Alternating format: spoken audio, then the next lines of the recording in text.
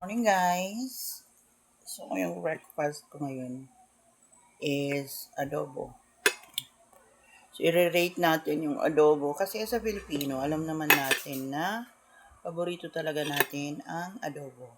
So since nawala hindi ako um, nakain ng adobo for how many, pero ano naman, kumbaga sa lutong bahay. So ngayon i-rate natin tong adobo na niluto ng Sisi Loves ko dito sa bahay. Yung asawa ng aking brother-in-law. Tikman natin. Sarap ng adobo.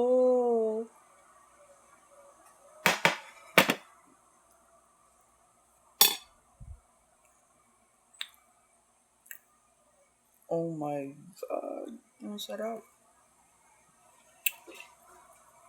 So, ginawa dito, minarinate muna yung baboy for at least, maski 1 hour to 2.5 hours. Pagkatapos, yun, pinakaluan na ng, inano na, niluto na. My God, hindi ako makaano sa pagkain. Ang sarap-sarap. So, I rate this as 10. Perfect. So yummy.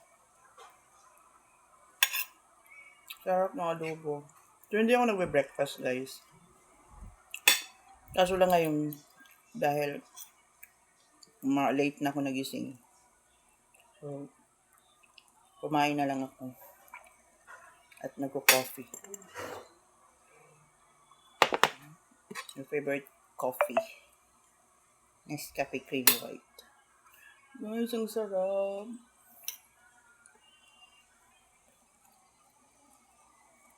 Diyan, maratan